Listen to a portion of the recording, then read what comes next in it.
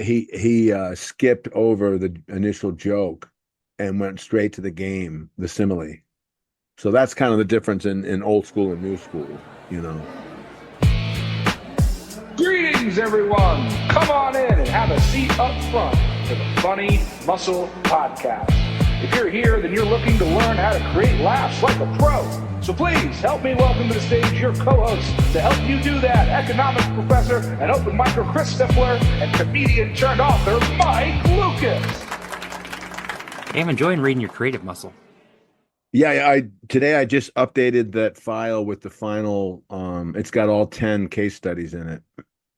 Yeah, that's what I really like about your book. This one is there's so many personal examples and anecdotes that describe, like you give the generic template and mechanics and steps, then you show us with real life examples from your world. Like where it comes from, like where I kind of learned that lesson and sort of, Yep. yeah. I like your suggestions. I think your suggestions were just to help improve the quality of the jokes and in the stories, which is good. I need some help with that. I'm pleased. It's fun for me to work through them, and I kind of flex my own funny muscle by trying Yeah, to that's punch up great. a couple examples. That's why got me thinking about an episode for this podcast, because I really like that anecdote about Bobby Slayton. Is that the comic that Yeah. told you? Yeah, And he so was you, he he was it was kind of a big letdown because at that point I had already done one Tonight Show and then I did my second Tonight Show and then Bobby Slayton came back in town. I saw him, I wasn't working with him, but I saw him at the back of the room before the show started. And I was like, "Hey Bobby, it's Mike Lucas. How you been? I haven't seen you in a while." I was like, I don't know if you know this, but I ended up getting a second Tonight Show. And he was like, "Well, next time try writing a couple jokes." And he walked off. oh yeah.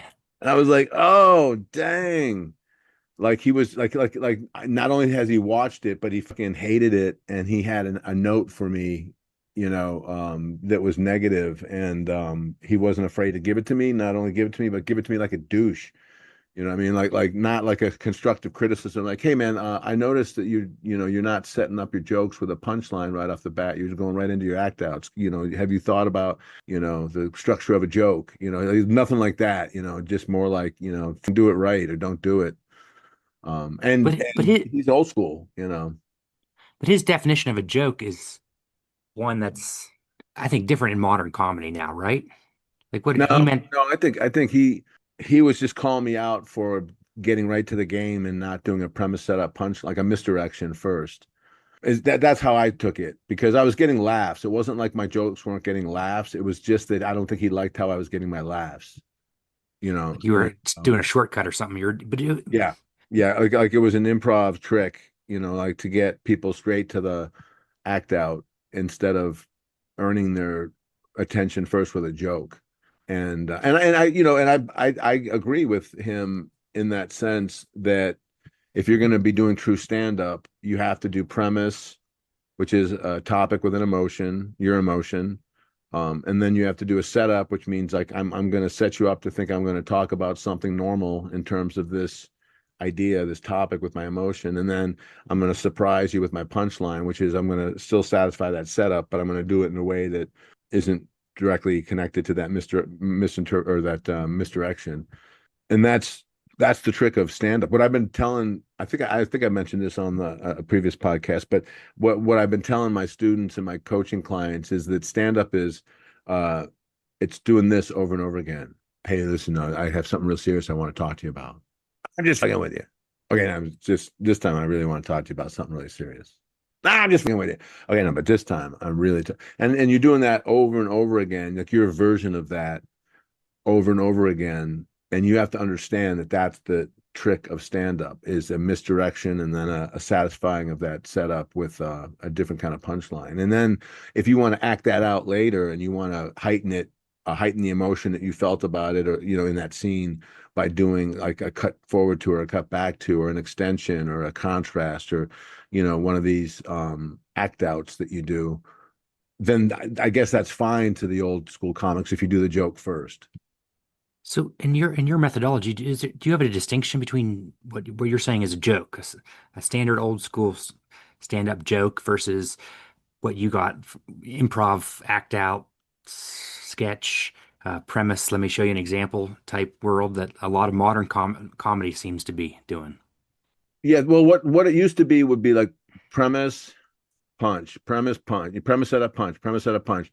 Like You're Rodney Dangerfield, it's really easy to yeah, blueprint. and but a lot of those old comics also used act outs and tags to their jokes. But the difference was they would go on a topic and then they would get a laugh out of it and then move on to the next topic.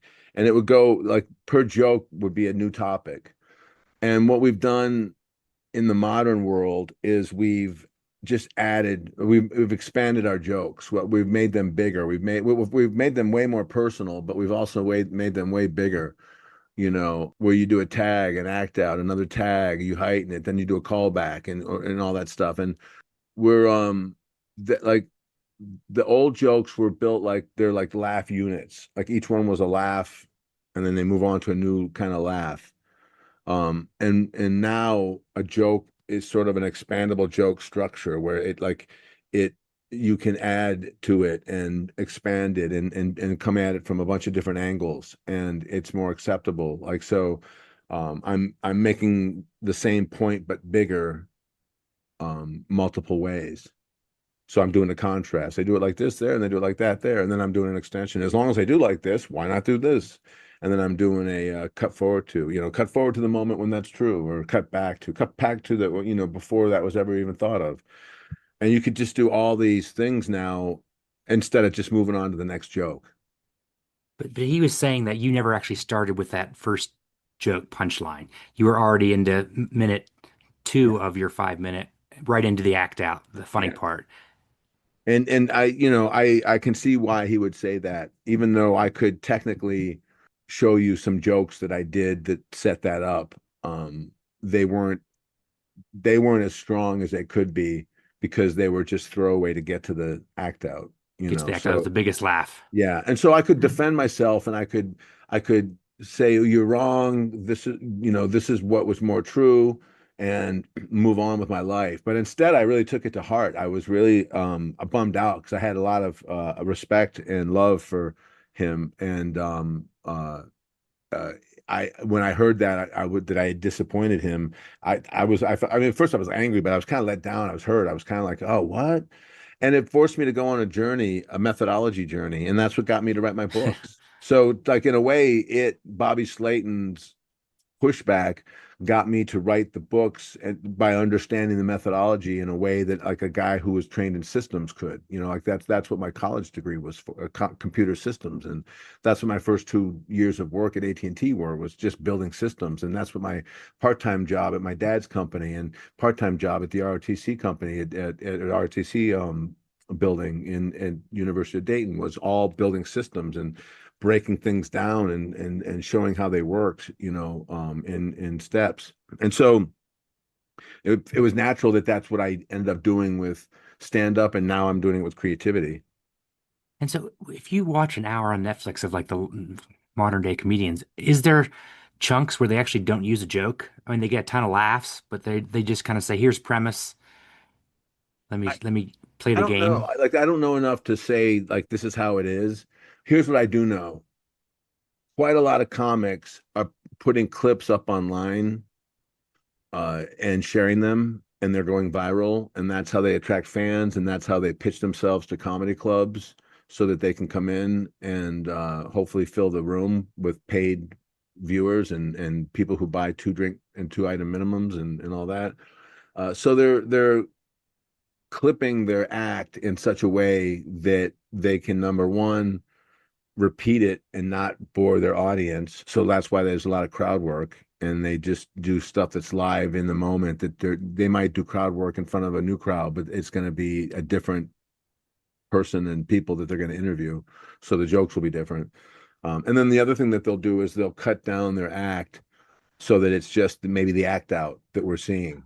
So there is a joke before it, but we don't see it because of social media and because of editing and because the algorithm favors shorter clips and all Got that. it. And so do people now.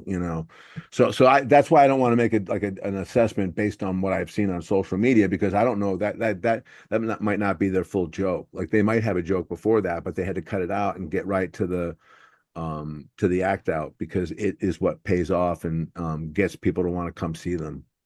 Like your gold standard though is to do if you're thinking of a 5 minute chunk or a chunk of your act, you should have the first bookend should be an actual joke, an actual misdirection. Oh, Yeah. I thought I was on track one, and then oh, suddenly you jumped me to track two. Yeah. I was deceived. You actually tricked me with a joke, On some and level, then yes. and then again, the gold standard, if you can do it, is then maybe 2 or 3 minutes of a complete heightening where that could transform. It could go into an act out. It could go crazy into a chicken pecking, and Right. like you're really good at. Yeah, exactly. And that that's ideally what you're trying to do in the modern game is you're trying to do a premise, setup, punchline, and then instead of moving on to your next premise, then you're going to do a tag to that punchline. You're going to do an act out of that punchline. You're going to do another tag to that act out, that, and then you might heighten the emotion in another way with some kind of exaggeration. And then at the end of it all, you might call back something that you had done in the beginning of the joke. Like there's a callback at the end of the joke instead of the end of the act. And then that callback might be used again later at the end of that set. That's sort of the old school way of doing it. Was what you didn't think that in terms of a big deconstruction of the theme of the idea. If I'm going to talk about marriage, I might do a quick marriage joke, and then I might move on to being a dad, and then I might move on to being a plumber, and then I might move on to being having been stuck in traffic that day, and I might move on to, I have a pet dog or whatever, and it just goes on and on and on. Whereas now you're more likely to see a comic do a joke about having a pet dog, and that joke lasts for 5 minutes because they're exploring all sorts of ways that having a pet dog affects their brand or their what I call comedy lens, and how they see the emotional reaction to having a pet dog is through their lens. Just bigger, it's just wider. It's just I think we have permission to we've watched comics take it to the nth level, so now there's really no edge or bar that keeps us from going to the LMNOP level. But is there anything wrong with if you just have 3 minutes of improv act out, payoff, big payoff laughs? Is there anything wrong with just doing that, or would you just say you would strengthen your act if you had a more confined structure where you actually had a punchline, a setup punchline before you get to that 3 minutes of payoff laughs? Well, first of all, I would never say anything's wrong, right or wrong. None of this is about being right or wrong. I think these are different ways. Like I always say, I always joke, like there's many ways, there's many paths to St. Louis. Like there's a lot of highways that go north, south, and hit the big city eventually. And that's the way it is with comedy. There's no right or wrong way to do it. You're trying to get to a laugh. So if you get to the laugh, which is St. Louis, and you see the arch, you did it. And so what I try to teach my students is that there are proven ways to do that, and there are shortcut ways to do that. There are old school ways to do that. There are newfangled ways to do that. There are so there's a lot of different roads to get there. What I tend to teach is the official, what I think is the official way to get there, which is premise, setup, punchline, tag, act out, tag, heighten, callback, like that kind of thing. I teach the importance of doing a joke up front, and then I teach the importance that's from my stand-up side, and then from my improv side, I teach the importance of heightening that emotion in a way that goes further than the first example of what you did, so that you can heighten until what we call in improvisation, we call it transformation. Viola Spolin says improv eventually is transformation. It starts as one thing, and because you agree and heighten, it becomes something totally different. And in a great improv or stand-up bit, the same thing happens. The comic starts one place and then ends up in another place, and before you know it, he's talking about farting, and then all of a sudden he's talking about having a pet dog, and it morphs because that was a George Carlin bit. But anyway, that's sort of how I look at it now. I don't look at it as a right or wrong. I just look at it as because I think that's sort of what Bobby Slayton thought of it as. I was doing it wrong, and so he needed to tell me, like, you're on TV, you're on national TV, and you're doing it wrong. That's bullshit. It's like, that's what I took from it. I don't know if that's where he was coming from, because we never had a conversation about it, but that's what I took from it, from being a young comic, being told off by an old comic, and I think in his defense, he's a really good comic who had time, like that could have been him on the Tonight Show instead of me. Hmm. And that could have been one of his friends who does it right on the Tonight Show instead of me. But I was taking up time doing it wrong in his mind. Um, and even if I was getting laughs, it didn't matter because I wasn't representing the art form the way he thought I should. Even though I was doing something that was newer fangled, you know what I mean? Like nowadays it's way more acceptable to do what I did than it was back then because I was one of the few people that was doing both improv and stand up. So I was combining worlds, and a lot of old school people didn't like that. I think again, this is all like what my stoner brain came up with afterwards, trying to make sense of it because it was very impactful. When somebody gives you feedback like that, you could ignore it or you could take it to heart. And if you ignore it, it doesn't do anything for you. You just move on and you defend against it, and you don't change at all. But if you take it to heart and you say, well, what did this person mean? What were they trying to tell me? Then you can begin to grow as a person and as an artist. You can say, what am I missing? What is the beef? What could I add? And or not. Is it a choice? I prefer to do stand up this way. If you don't like it, you don't have to. If I did props, you might not like me doing props, but that's how Carrot Top does it, and he's got a stewardship in Vegas. He's got his own club, his own theater. So, you know, screw all of you who thought he was a hack. It's the same with being a music comic. It's a version of what people are used to. And if it's not exactly old school, like a man or a woman and a microphone, and a stool, and that's it, you sometimes offend people. So can we walk through some examples? I'd love to we always blueprint some prose examples. Do you have any examples that are like old school set up punchline versus new school or the new modern combination that's more improv act out? Yeah, I got a couple of comparisons. I came up with three, of course, because comedy comes in threes. But let me show you who I got. So the first one is Steven Wright. Okay. So this is his opening for the Tonight Show with Johnny Carson. What year is this?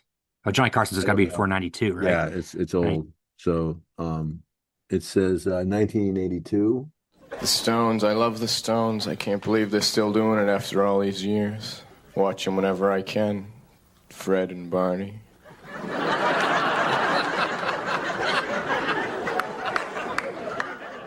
By old school bait and switch. I love the Stones. You think they mean the Rolling Stones when he's really talking about the Flintstones, right? So that's a classic bait and switch. Last summer I drove cross country with a friend of mine. We split the drive and we switched every half mile. So right now he's moving on to something. Last summer I drove.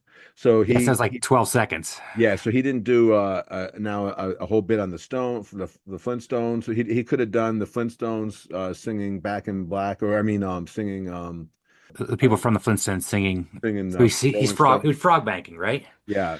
He could have frogman. He could have done anything, but he moves on about driving. Last summer I drove cross country with a friend of mine. We split the drive and we switched every half mile. The whole way across we only had one cassette tape to listen to. I can't remember what it was. It was good though, I liked it. So a lot of that is bait and switch. Like he does a lot of bait and switch. So like this first one is The Stones, I love the Stones. I can't believe they're still doing it after all these years. Watch them whenever I can. Fred and Barney. so that's bait and switch. And then here's the second one. Last summer I drove cross country with a friend of mine. We split the drive and we switched every half mile. So that's the joke, I mean, we split every half mile. Like you split every half hour, every half day or whatever, and he does it every half mile, which is too small. So you can picture them getting in and out of the car over and over again. But it doesn't Right. get a big laugh because it's not that big of a trick. But then this is where he heightens it. The whole way across we only had one cassette tape to listen to. I can't remember what it was. And again, only had one thing. So you're like, oh, you must have it memorized. You must have it. Must be sick of it. And he can't remember it. So that's the bait and switch. So they're real simple jokes. Well, actually, I don't get that one. It's so over the top that you should know it, but he forgot it. So that's Yeah, like but the he funny. forgot it. Like as if like what the hell was that thing that I listened to over and over again for 6 hours? So Let's it's let's go back to the Flintstones a second. So like if Mike Lucas was doing the Flintstone bit, he would use that 10-second bit joke right off the top to make the audience lean that you're thinking you're talking about the Rolling Stones, and then yeah, but suddenly you're see, but talking here's the about thing. Like, first of all, you got to look at it like this. Um, he's doing jokes to make us laugh. These are not jokes to reflect his like so we can get to know who Steven Wright is. He's playing dumb as a character, because when like Anthony Jeselnik plays dumb in a way, oh, you thought I meant that, I meant this. Oh, you thought I meant Mhm. that, I meant this. And that's what a bait and switch is. Oh, you thought I meant that, I meant this. And you do that trick, and that's the trick. And the trick is to get you to laugh. Not always to like all we understand about him is that he's clever in tricking us. He's a trickster. Whatever he says, we can't believe him because he means something else. So then we're trying to look at what word is he using as a word play, so that we know that, oh, Stones, Rolling Stones, Flintstones, got it. Oh, a long trip, sharing ride every half mile. That's ridiculous. That would be an awful ride. Haha. Yeah, and I that's the problem I have with bait and switch comics, is they typically are just putting worlds together, like doing wordplay to make us laugh, not for us to get to know them. Like, we don't know anything about Anthony Jeselnik when we're done listening to him, because like half of the stuff he does is bullshit, because he's setting us up for a bait and switch. We don't know anything about Steven Wright as a person. We don't know if he comes from immigrants. We don't know if he's married. We don't know if he's got kids. We don't know if he had a job before this, if he has a job during the day, if he has a profession that he learned, if he went to college. We don't know where he grew up. We don't know anything about him. We just know he's clever in the way he tricks us. Is he heightening? Would it be correct to say that a No, like one-liner guy doesn't heighten? doesn't Like, really heighten. No, they're doing wordplay. They're tricking. They're saying I misdirected you to think I meant this by Stones, and I really meant that by Stones. So I want you to think Rolling Stones, and I'm going to give you hints to think that I'm following them, but then I'm going to tell you. And why is that funny? Because it's Steven Wright, who's weird and flaky and odd. So like that's what a weird and odd flaky guy, like he's got an aloof character who does a yeah, deadpan delivery. So we very expect deadpan. him to he's into the Flintstones, not the Rolling Stones. Well, can I pause for a second? So Bobby Slayton watching that three jokes we watched of Stephen Wright, he would say those are jokes. You went on Yeah. TV and you I told jokes. misdirected you, and then I gave you, and I have a, personality that I'm doing it, a lens I'm doing it from, and they're simple jokes, so he may or may not respect the complexity of them, but he would get that guy's doing stand up. Okay, now you got a more modern version for us. Mark Normand is a comic who's sort of becoming a big name right now, and he is a more modern guy who does a more like story, like heightening. Flew here from New York. Man, I hate flying. You know, they let you pick your seat on a plane. I think I'd rather pick the person I'm sitting next to. So like there's a real quick, like, he hasn't made a joke yet. He's basically setting up A a game. joke. He set up a premise, right? Or a Well, game. he Like hasn't really he has told us a truth. He's given us a topic. Did he say I hate flying? Let me see. yeah. Yeah, so there's his emotion. Flew here from New York. Man, I hate flying. You know, they let you pick your seat on a plane. I think I'd rather pick the person I'm sitting next to. Yeah, so there's his emotion. I hate flying. So what's he going to do? He's going to heighten how much he hates flying. He's going to give us some examples of why he hates it, and he's going to heighten those reasons, or give us a heightening device that demonstrates those reasons. So let's see what he does. You know, they let you pick your seat on a plane. I think I'd rather pick the person I'm sitting next to. So they let you pick your seat on a plane. So he has a problem solve. Like, he hasn't even told us what the problem is. He just assumes we know the problem with picking your seat is that you could end up randomly against next to anybody. So he's saying his problem solve is, what if I could pick that person? It doesn't get a laugh though. So far, it doesn't get a laugh. He hasn't got a laugh with that idea about I hate flying. So by extension, I hate the fact that they've picked my they let me pick my seat when they should let me pick the person I sit next to. So let's see how he heightens that. I don't really give a shit where I am on the plane. It's like a 5-hour relationship. Make it more like a dating app. Oh, what did he just do? Simile. He's jumping into, Yeah. and then So probably he's watching going all this way without a laugh to get to this simile. So he hasn't really done the old school premise setup punchline to get a joke yet. He's getting us straight to the simile. Obese Nazi with a service dog? Swipe left. Funny specific, recognition, playing the game. Tiny Asian lady with a surgical mask? That's my gal. Yes. So like what he's doing is funny specifics, and he's allowing the audience to go, oh yeah, that would be a good person to sit next to. Yeah, for the audience put the puzzle together. So Yeah, it's fun for the audience. And then they're swiping left like a dating app. So there's a frog bank going on there. She is not a talker, right? That's a tag. The Overstate the audience. Asian woman with the mask on is not a talker. So that's heightening why she's such a good sitting next. She's not only small, but she's not a talker. She doesn't know the language, and she's wearing a mask. But just like a dating app, she shows up with a baby. I'm like, I got catfished. Right. So now she's playing the game. Combining worlds. Frog bank. And Yeah. that frog bank, there's such a thing as catfish. What is catfished in the world of picking the person you sat with? Well, there's a baby, and the baby is allowed to sit on your lap. You don't have to tell them that you have a baby. Hate the small talk. Two things I can't do: small talk and eye contact. How sad is that? You know. So now he's moving on, because like all of that first part was about the flight. I hate flying. How bad do I hate flying? Like he doesn't, like he could have had a whole lot of jokes about why he hates flying. I hate the lines. I hate the crampedness. I hate what they serve you. I hate how people treat you. I hate the other passengers. I hate the airport. I hate airport traffic. I hate, you could just go on like that. That's a whole bit. But he wanted to get to the idea of picking your own person next to you.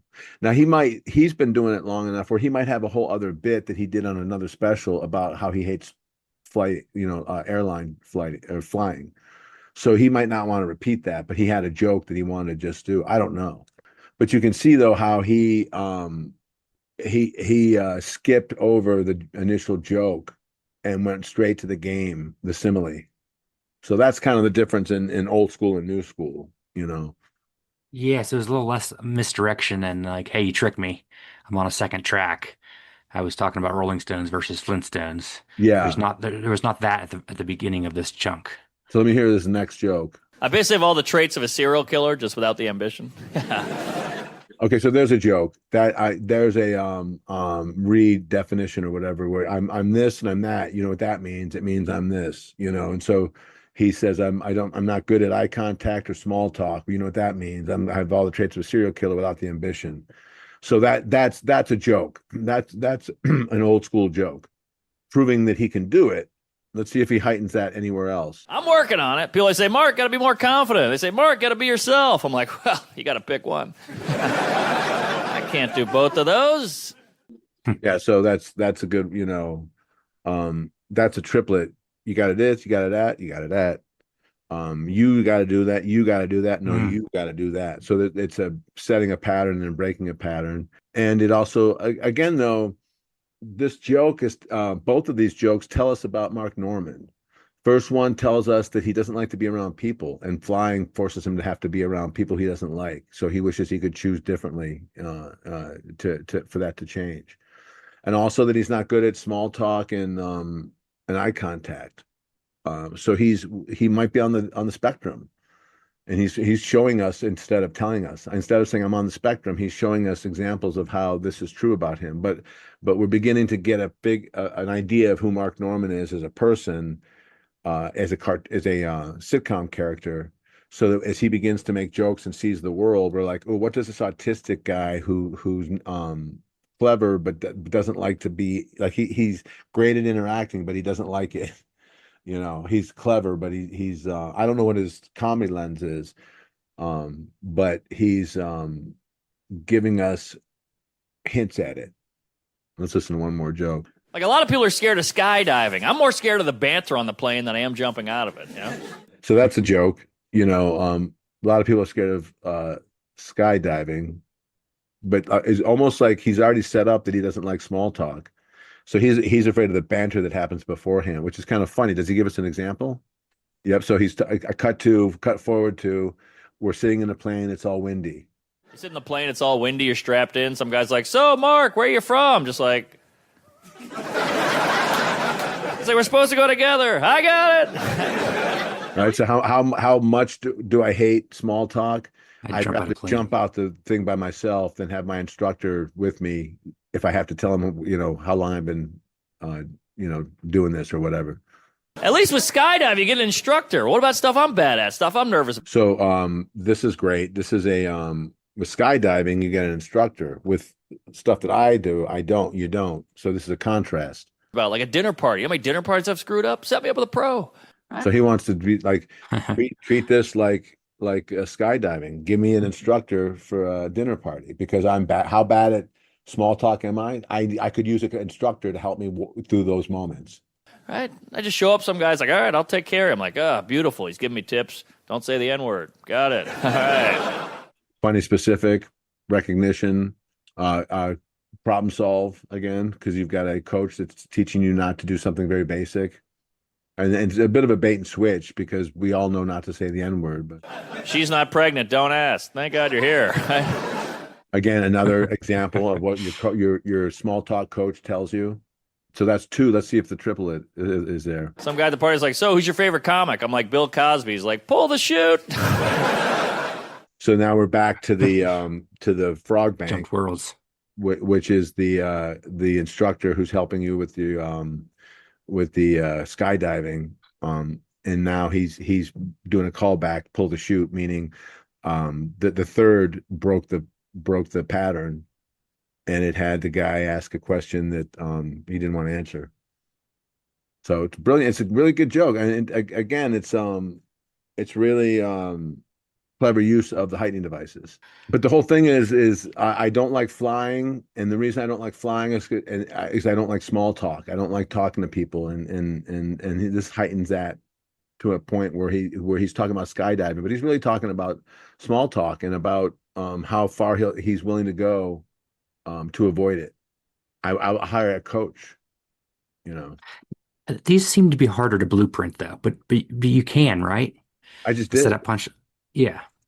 Whereas where I think Steven Wright is a lot easier to see the. But I don't know that I agree with it. It's harder. I mean, I think that it's just longer. It's just there's more to blueprint. He's just doing the same thing over and over again. Whereas this is like you're tagging and you're adding heightening. And so you just have to understand, what am I heightening? What is this heightening? This is, like what Mark Norman is basically saying, how much do I hate small talk? So that's the topic is small talk. The emotion is anger, hate, frustration. So he's heightening that. Mm-hmm. So that to me is real basic. So did Steven Wright have an emotion? Not really. No. His thing is let's see what he. The Flintstones. I mean, the Stone one. There was any emotion in the Stones Flintstone. Like in his defense, he's kind of like emotionless. That's part of his shtick. Stones, I love the Stones. So I love the Stones. So his emotion is love. How much do I love them? Can't believe they're still doing it. I can't believe they're still doing it. They've been around forever, and I've been a fan. So I love them. I've loved them this whole time.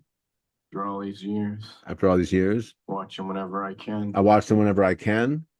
So in our mind, the Stones, he's a hippie, and he loves the Rolling Stones. So he's heightening how much he loves this band. Fred and Barney. Bait and switch, Fred and Barney. So it turns out he really loves the Flintstones. Mm-hmm. So that's an emotion. We just don't hear a lot of emotions about love. We that's the thing about comedy is typically a negative emotion. Let's see what his next joke was. Last summer, I drove cross country with a friend of mine. We split the drive and No emotion. It's just a fact. We split the drive, and maybe that's why it didn't get as big a laugh. we switched every half mile. See, and that you can tell that's a juiced up laugh from not a big laugh. Oh, really? Yeah, TV just, laugh. yeah. Could it be made better with an emotion? I drove across country, and it was, I loved it. He can't say I hated it because then he would tell us, the half mile thing, and we get why he hated it. So a lot of what Steven Wright is where he's going emotionless. So here's another one. Here's another old school guy, Rodney Dangerfield. Okay, what year is this? This year was 1980. Okay. But he's from an older school. Like he was like in the 70s is when he developed this. Now his comedy lens, of course, is I don't get no respect. So everything is how little respect do I get? I tell you, people are nuts, My dentist, too, another beauty of my dentist, he found a new way to hide his bad breath. He holds up his arms. So he hides his bad breath, kind of a bait and switch. He holds up his arms, like his arms stink worse than his breath. So again, these are jokes. Well, I don't picture him at the dentist, really, like I have a hard time with dentists. He's just making jokes. But the thing that does really well with Rodney is he's got a really definable character. Yeah. Where everything happens to him. And so he's heightening it. How bad is life? And so there's a truth to it. Life is tough. And he's exaggerating how tough life is and how he is a victim of it. I tell you, there's wise guys. Well, I checked in a hotel. I asked the bellhop to handle my bag. He started to feel up my wife. Bait and switch, bag. I meant my suitcase. He thought by bag I meant my woman. So again, bait and switch. And he's talking about how there's creeps in life. Here's an example. But what's great about it, it's fast and it really heightens his point of view. I said to him, I said, hey, buddy, who told you could play around with my wife? He said, everybody.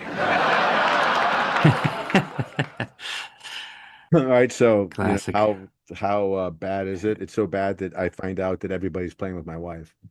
Anyway, so that's Rodney Dangerfield. So again, he's very quick, pop, pop, pop, pop, pop, pop. And he's heightening his own brand, his own comedy lens. I get no respect. Life is tough for me. Life takes a big shit on me. Can you repeat that one, the one with the question? Who told you? How's it go? I said to him, I said, hey, buddy, who told you could play around with my wife? He said, everybody. But what's the norm there? That's like an expression where you don't actually expect a comeback to it's like a rhetorical question. Yeah, it's a rhetorical question that gets answered. So that gets answered. Yeah, okay. And then someone like opposite of that, like Nate Bargatze. Here's like a Nate Bargatze joke. I've had 3 concussions in my life, and none of them because of sports. I've gotten 3 concussions in life, and none of them are from sports, just living life. So that there's no real, he's getting laughs because it's Nate Bargatze saying it. There's no real heightening device that he's using. There's no bait and switch. He's going to give us examples though. It's a premise that he's saying, I've had 3. Let me tell you about the 3 times I've had brain damage. Just living life, man. Stuff happens to your head. What are you going to do? And that's kind of overstating the obvious. Stuff happens to your head. What are you going to do? And he's a very overstating the obvious guy. So so the story is I've had brain damage 3 times. The first time. One was in high school. I got pushed into a wall head first. And it took them 3 class periods to figure out I had a concussion. That's how much I was bringing to the table. That's how much I was bringing to the table, right? So overstating the obvious, which is I'm dumb. That's his whole thing. I'm like the sweet dumb guy. Big dumb eyes. Yeah. So that was the opening. My dad is a magician. He's done that my entire life. He was a clown at the very beginning, just in case you're like, how do you get into something like that? So that's a funny, different perspective audience member pretending like he asked the question. How do you get into something like that? So he answered the question before it's asked. Again, not terribly funny out of anyone else's mouth but Nate's. Nate's got a way of delivering these, but they're kind of like, but you knows, where he kind of starts to continue on but stops. But this is his dad. Like he hasn't told us how he feels about his dad being a magician. He goes clown then magic. There's 2 steps. You can take them in either order.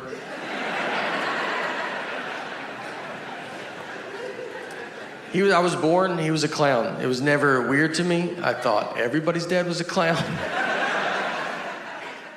My first memory of my life is I was 5 years old. So this is a story about my dad is a clown and a magician. Let me tell you about it. So he's finding laughs along the way to telling us about, but he's never really given us an emotion about, I'm embarrassed. My dad's this clown magician and I'm embarrassed. My dad's this clown magician. I'm jealous. I'm angry. I'm proud. He doesn't say anything. So to me, that's what the bit is missing, unless we talk about an implied sarcastic poke that he's making at this. I'm a dad and I thought it was normal, but it's not normal. It's abnormal. But I'm going to tell it to you like as if how I was taught, which is it's nothing wrong with this.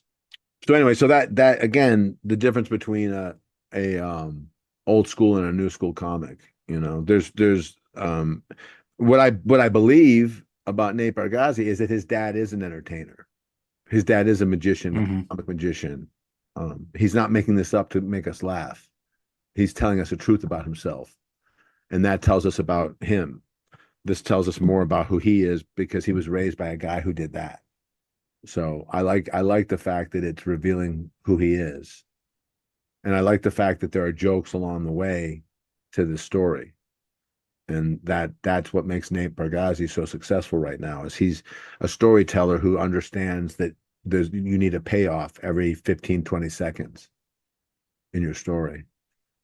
So then the last one I've got is Henny Youngman. Again, old school. This is 1969. Notice he's got a fiddle. Fiddle, okay. He's got a violin with him. He's got a suit on. Married 41 years. We went back to Chicago, same hotel where we got married. Had the same suite of rooms. Only this time I went in the closet and cried. He said, what was that? I wasn't in the closet crying this time? No, he said, this time I went in the closet and cried. So bait and switch. My wife didn't, I did. A lot of people say, how do you stay married for 41 years? Here's the secret. My wife and I go to a romantic restaurant twice a week. A little candlelight, a little wine. She goes Tuesdays, I go Fridays. Right, bait and switch. We go twice a week. And by we, I meant I go one day, she goes another. So very basic. But it sets up that he struggles with his wife. And his big punchline is, take my wife, please. Oh, that's his famous one? Take his... like for instance, take my job. I don't like my job. Let me give you an example. Please. So it's take her, literally take her. My wife hates housework. I bought electric iron, electric dishwasher, electric dryer. She said, too many gadgets around, she had no place to sit down. What did I do? Bought her electric chair. So again, no place to sit down. She didn't have any room, so I bought her electric chair. I'm going to kill her. Right. I just took me a second to get that one. Yeah. So anyway, so that old school jokes, and it's my wife is a pain in my ass jokes. So it's the old classic man married to a henpecking wife, and so he has to hit to the stage and tell us how bad it is, and that's what the. But again, this is a lot of wordplay too, right? You can tell that there's a connector word. You're taking the twice a week.